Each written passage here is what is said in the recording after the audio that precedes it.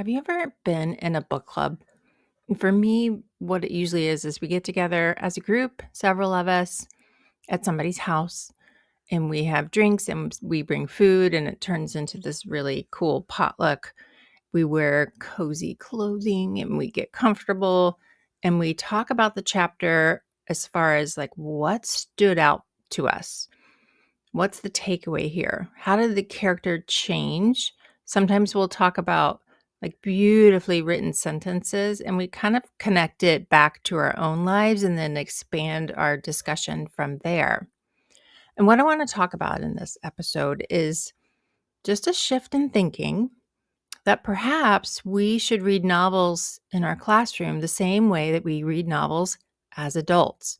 We don't typically give each other a quiz when we go and meet with each other to talk about a chapter. It's much bigger than that. And novels can take you deeper into your own interior world and figure out how you think about things. That's the point of a whole novel, is to watch a character grow and change.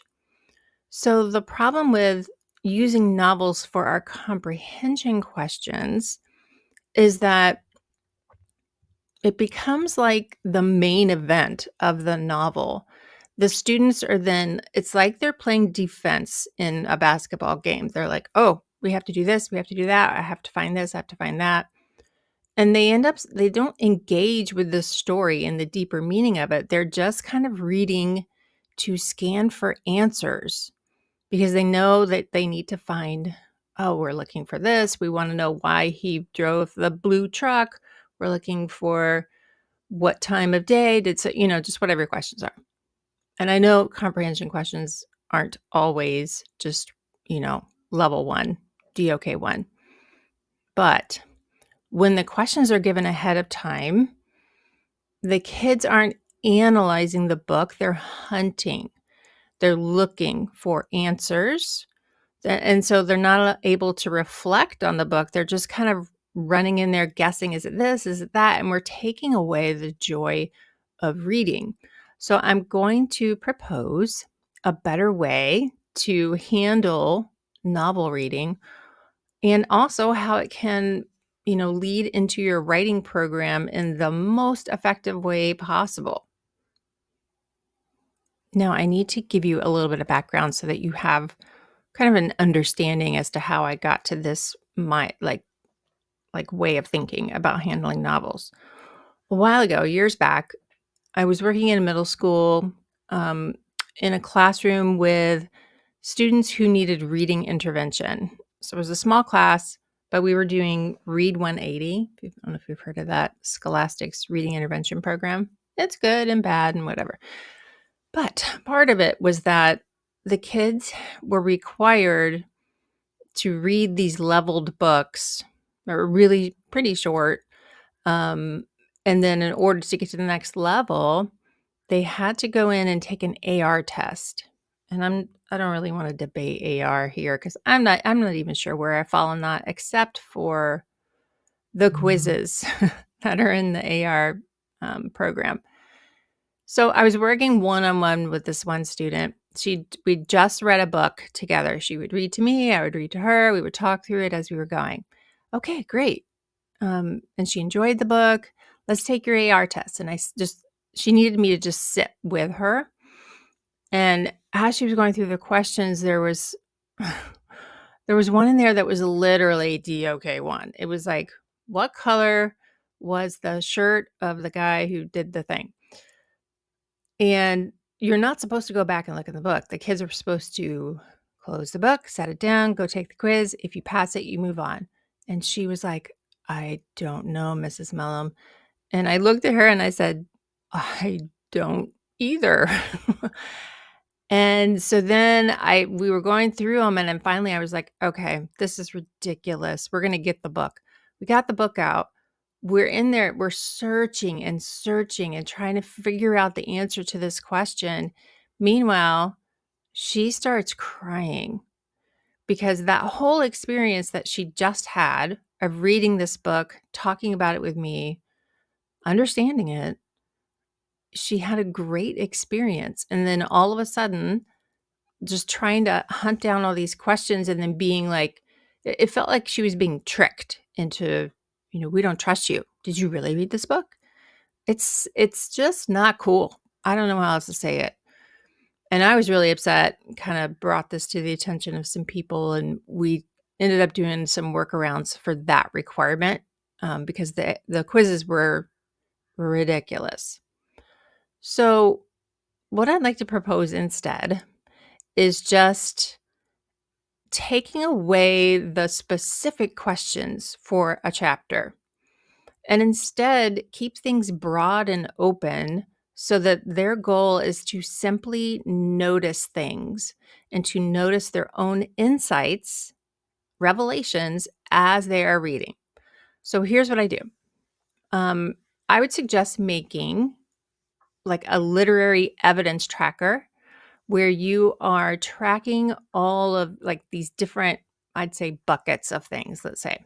Okay, so on the sheet, you have 4 boxes. One box is a characterization box. So they are only going to write a little bit about what happened with the character in this chapter.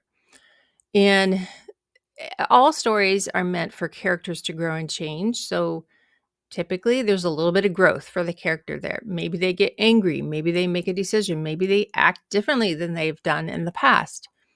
And so they respond to that on the sheet. They're just taking notes. Did they find a quote in there that shows that that character changed a little? And they just jot this stuff down. And the second box is the world building box, which is setting, but they love the word world building because they love videos and fantasy. So they have to think about how the setting shaped the story. Was there anything about the setting here that affected the plot? Like if you're reading Hatchet, which is set, obviously like in the woods, it would be much different if it was set in space, which could kind of be the thing that you use for everything. Like how would it be different if it was in space? So was there something here, maybe the woods, the particular log that he tried to cut or whatever. I can't remember what happened in Hatchet. It's been a few years, but it's a great book. All right, so they're tracking how the character's changing, what's going on with the setting, and then the third thing they track is theme. And theme is the moral or lesson that the author is trying to portray. Like, what is it that the character learns throughout the story? Now, theme might not show up in every single chapter, but trying to hunt for anything that hints at the theme is pretty cool. You're not telling them directly, why did so-and-so say this? You're just saying there might be something in here that could contribute to the theme. And there can be more than one theme. And so far, like of these things that you're looking at, characterization, world building, and theme, they might all pick different things. And actually, that is kind of the goal. And some of your go-getter kids will do several examples and flip the paper over in the back and write even more. And you could have them just jot down page numbers maybe while you're reading and talk like quickly stop if you see something. I think I see something. Jot down that page number. We'll come back to this. And I mean, it's kind of up to you if you stop everyone and everyone writes down, a quote and why this contributes to the world building and how this affects the plot. Or you could just have them jot down page numbers and then at the end, give them some quiet time to reflect on the chapter. How did the character change? What happened in world building? Did we contribute to the theme?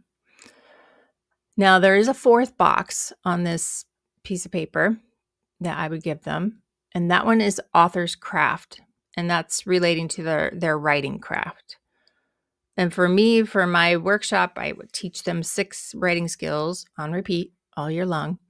It's up on the board. They see the skills. They know what they are. They can recite them forwards and backwards. And so in each chapter, they're looking for one of the writing skills.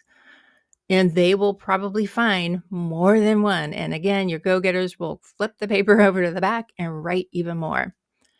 And so having them naturally and authentically, find good writing is such a huge skill. That's what we do in book clubs as adults, right? We love sentences that just are jaw dropping. So give them that gift of learning that skill of how to spot things that affect them, that inspire them. But as you're reading a novel, what do we do about vocabulary? Here is my suggestion. I have a tracker also for vocabulary, and on it there are 2 words, and you would pick out 2 words from the chapter, which does not sound like a lot, but they do deep work with each word. They are predicting what the word means before they read, doing the dictionary definition, the explicit definition. They're doing non-examples. What is this not? And then they're drawing an image or something that will connect to it. So their left and right brains can connect all this and remember it. And they do that for 2 words for each chapter. So that by the time you get to the end of the book, if there's 20 chapters, you got 40 words that they've done deep work on. Here's the key though. It's the words that you pick out that are going to lead into this next section here that are going to be hugely important. You, as the teacher, will want to go through and find words that are connected to either characterization, world building, or the theme. Because at the end of this, you could have them write a formal response, which you could call an essay or just a response to literature, however you want to word that. And they will have a set of trackers that has all the information about 40 different words, but then they can go back through and pick like maybe 5 of those words that they want to include in their formal response. So now they're not only learning the words, they are able to pick the ones that kind of appeal to them the most and write about them authentically. So the with this tracker, here's your secret weapon. It's basically following the CER framework that I talk about all the time. I'll get into more detail about CER because it's like one of the other backbones of my writing program. With CER is claim, evidence, reasoning. And in each of those boxes, they will say their claim and they can just write it briefly. Percy got angry or whatever, and then find their evidence, write down the quote, and then tell us why this is significant to his personality. He's never gotten angry before, or actually he does get angry all the time, but maybe this time he got angry at himself. You know what I mean? Like it's more, why is this important that he got angry in this chapter? So they're doing a quick CER, whether they realize it or not. And once they've done that, like you'll be amazed at their paper that has all these little notes of a CER all over it. And then by the time you get to the end of your book, you now have students with tons of evidence already written out, and all of their evidence might be different, which is what you want. You don't want them writing essays where they're all writing about one theme that you decided was the theme, because that's not what books are. Books are meant for you to analyze them and connect to them. And your connection to it might be different. And that is why we have book clubs as adults. It's so interesting to see how my description, like how I dig into a novel, is different for somebody else, because it's all based on our own origin stories, right? Like how we like see the world and experience the world that affects how we experience a novel. So here is what is, I would say, pure gold about this type of assignment and the way that you approach a novel. It's their motivation as they're reading. So instead of being told what to look for, the students are choosing what matters to them. So they're collecting all that evidence along the way, and there's a purpose to it, because at the end of the novel, you can have them pick one of those categories. Like they will connect more to one of those categories just because as they're tracking it, they'll realize they have more to say about that. They might have more to say about theme than they ever realized. So they can choose, I would like to talk about how the character changes over this novel, or I would like to talk about how the setting affected the plot, or I want to talk about how the author developed the theme over time. So by choosing how they personally connected to the novel and then responding to it in that way, now it gives them voice because they're writing about what resonated to them. And this will come more naturally and quickly. And that gives them confidence. They've got momentum and they're not starting from scratch because they have basically all their body paragraphs have been drafted for them. They did it along the way. And it will help you save so much time when you're grading these essays because they pick their topic and then they choose their evidence and just circle it. And then they need to get approval from you. So you're making sure that this evidence does connect to the theme and that this is appropriate evidence and strong evidence. And once they get that approval, then they can move on to writing their hit introduction, their hook, introduce the topic, and their thesis. And then they have to have approval of their hit introduction before then moving into writing the final copy of their body paragraphs. But once you do those two things, you check in with a student twice, you have approved their evidence, and then you have approved their hit introduction, they are in such a better place to score high on this writing assignment because they've gotten all the feedback, like they've straightened everything up before they ever did the final. You don't want them going back once they've done the whole thing, read all your comments, and then try to rewrite. Like you've missed the moment at that point. You've missed all the magical stuff that happens as kids respond to literature and think about literature deeply. And so this will give them the motivation that they would need because they're like, oh, I can thank previous me because I did a lot of work on my body paragraphs already, right? So their essay muscle, let's say, is flexed because they're starting to see how taking notes along the way really does save them time, and don't wait to the end. And you're doing this in a way that's natural and it feels more authentic. And now you may be saying like, okay, I get it. But what are we doing for comprehension questions? They have to do that. They have to annotate. They need to see how one line affects the theme. They need to be able to dig in. But what I would say is do that with short passages or excerpts from novels. Mainly because, let's face it, on the state test, are they asked to read a whole novel and then answer comprehension questions? No, they are given a short passage for them to read deeply and then show their comprehension. And oftentimes you can reread a passage. So this is where you can start to show them test-taking skills by working on short passages, which I would suggest you could find them in Common Lit if you don't have a curriculum that you're using. Go to commonlit.org. Fantastic stuff. They can annotate on the screen. You can print out all the assignments. It's free. It's amazing. And so reread passages. Give them that skill of like, okay, here is how we break down a short passage, how you use inferences, how we break down text structure, how we find the main idea, how we understand vocabulary in context, like all that stuff you could do in a short story or a passage.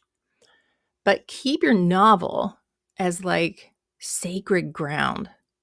Novels are for deep thinking, for analysis, and for finding your own voice in reaction to it. Okay. Now you could also say, but Robin, what if I just gave them one question per chapter, like a big overarching question that they answer using CER, right? They're using evidence-based text, they're writing about it, and I give them a question like, how did Percy change in chapter 2? And it does give them, state your claim. Percy did this. Find evidence. Give your reasoning. However, here's the problem with doing that is it falls back into the problem of they are only reading to find an answer. And when you do it that way, there's often only one right answer. There's no open-ended discussion about this. So they're not thinking deeply. They're just reading for like this one particular theme. So they're not opening their eyes to what more is going on in this chapter because they know they're going to get a grade on that. And it just creates this feeling of like, I got to find this thing. I got to get it done. I got to get a grade. So just remember it like this. When you give the exact prompt, it's you who is controlling the thinking. But you want to put this back on the student. You want the student thinking, right? We want them to collect evidence that they personally care about. And they're going to then write about one of those that matters to them, theme, character, setting. So then their final writing is about insight, and it's not about compliance.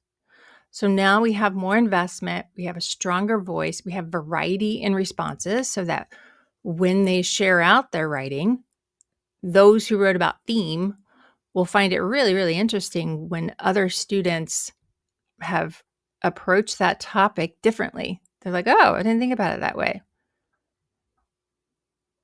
So in the end, they're still using CER writing, but it's more strategic. It's spread out over time, and they're writing their claim, they're writing their quote, and they're writing their reasoning, but they're not doing it right there on the spot on autopilot. They're basically curating what is worth eventually writing about. And so now, instead of you telling them what to look for, help them notice what matters to them. I hope you enjoyed this episode. I will put a link to it below if you want to take a closer look at it. And I will see you in the next podcast. Be sure to follow Beyond the Paragraph wherever you get your podcast and share this with a teacher bestie. They will love you for it, and so will I. To go deeper and learn more about the structured writing method, go to structuredwritingteacher.com.